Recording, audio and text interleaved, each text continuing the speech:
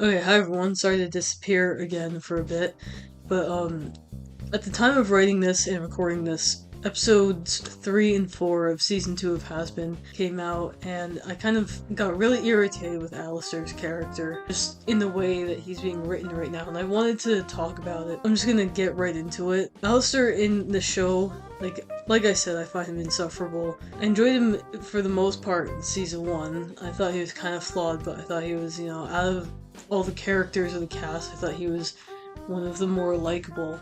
Episode 4, he gets really upset with Lucifer for calling him out for not helping around the hotel anymore, and he kind of like rage quits. I find that really just like irrational, and it doesn't make sense why he fully quits the hotel over that. I understand that he's probably frustrated about losing the battle or something. Nothing seems like it should have led to him full stop leaving the hotel. Then anyways, he goes to Cannibal Town to visit Rosie and tells her that he quit, and she's like, why would you do that? Like, that doesn't make sense. So he visits Rosie in the Cannibal Town, and we learn that he made his deal with his soul to her, and he's upset at her because he talks about how he wants to be able to continue his power trip in hell, but that being the hotel and helping around, he's not able to do that, and especially with how she had him hiding for 8 years. And I just want to say that I feel like I would think that her sending into the hotel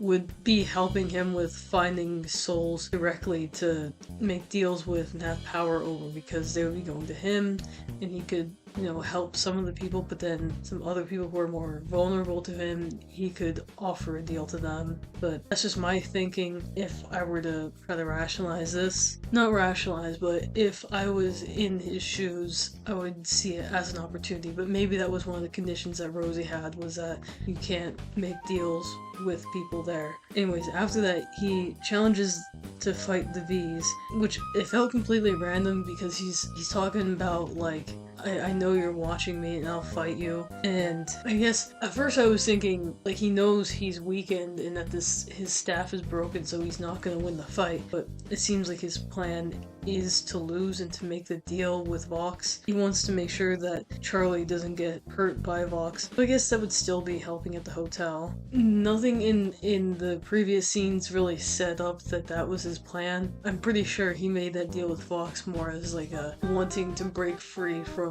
Rosie's deal somehow, or gain power through that. I really do not know what his plan is, and I don't mean that in like a positive way of like, oh, he's so unpredictable.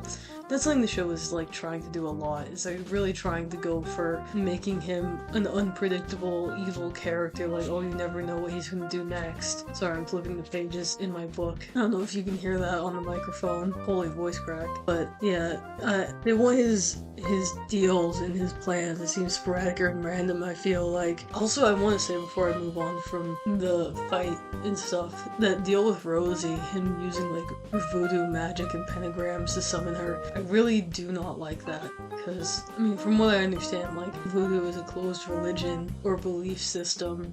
I'm not sure, but I know it's closed, and it's been perpetuated in media as like an evil thing used to like have devils and have controls over people, stuff like that. So I feel like it's not really my place to make a video on this, I don't think, but there is a lot of things about Alastor's character that feel racist. Like the whole deer thing, I won't get super into it because, like I said, I don't think it's my place to talk on this. There's a lot of signs, I feel like there's a lot of signs that kind of point towards a lot of things in Alastor's character being kind of a calculated, racist kind of stereotype thing.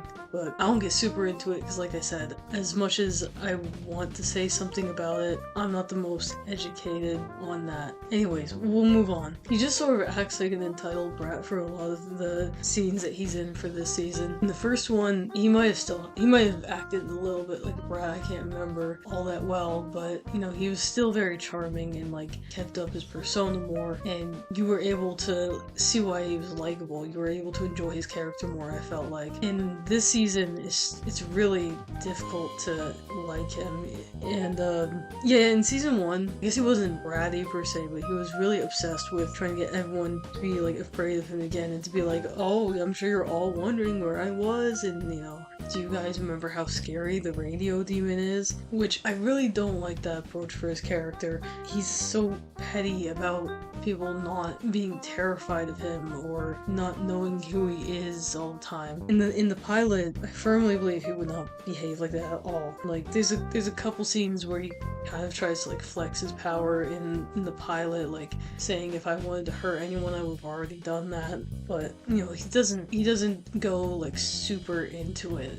He's a lot more about entertainment and trying to have fun and just doing things because he wants to do them. His reputation was never the forefront of his priorities. That was always just like something he happened to have. He was more concerned about what sort of enjoyment is he going to get while he's in hell. And he's a lot more patient, like making his intro when Charlie sees him at the door, like, you know, she's closing it. He just waits until he can introduce himself, which is something I don't think that Alastor we have in Prime would have done. He would have either teleported in with his shadows or gotten upset and been like, oh, if I want to kill you, I can do that. But the pilot, Alastor, is like, he doesn't care about making people scared about what he can do to them. He just wants to be able to get there eventually, and he's smarter about how he wants to make people afraid of them. It feels like he would have been patient with building that up. If they don't know who he is, he has to eventually teach them why he's fearsome in the first place. He's not just gonna be like, well, don't you want to know how scary I am? I took all these souls and like broadcast their screams. He wasn't trying to flex that all the time. I also feel like he used more old school lingo and had a bit more playing up his radio host persona all the time, like as if he was always on air trying to present things like to an audience. I miss when he had like the audience cheers and cries like in the background when he would talk. Anyways, I think that season 1 and 2 of the official show could be improved if they had him not trying so hard to like have people afraid of him, and if he was just like more in the second season, I guess I would say more patient with things, because he's a little too short-tempered. I don't know. Maybe things are gonna be written later that'll make all this pay off, and I'm just ranting for no reason, and maybe I'm the fool for complaining about this. It just doesn't make sense to me why he's had a complete 180 of his character. I understand that characters are gonna change throughout the show, but I always thought that was like a pretty core thing of him, is that, you know, you never want anyone to know what you're thinking. Your smile hides your thoughts, but it doesn't feel like that's really a priority in his character right now. It kind of feels like he's just wanting to be upset because he's just letting himself display how upset he is. He's not trying to use his mask anymore. But yeah, like I said, I just kind of wanted to complain real quick. I hope this made sense to you guys. We'll see how the next episodes play out. Maybe the writing will pay off, like I said, and maybe this will be just something that ages poorly. But yeah, hopefully you guys enjoyed this. I think I might make a couple other videos after this. And yeah, love you guys.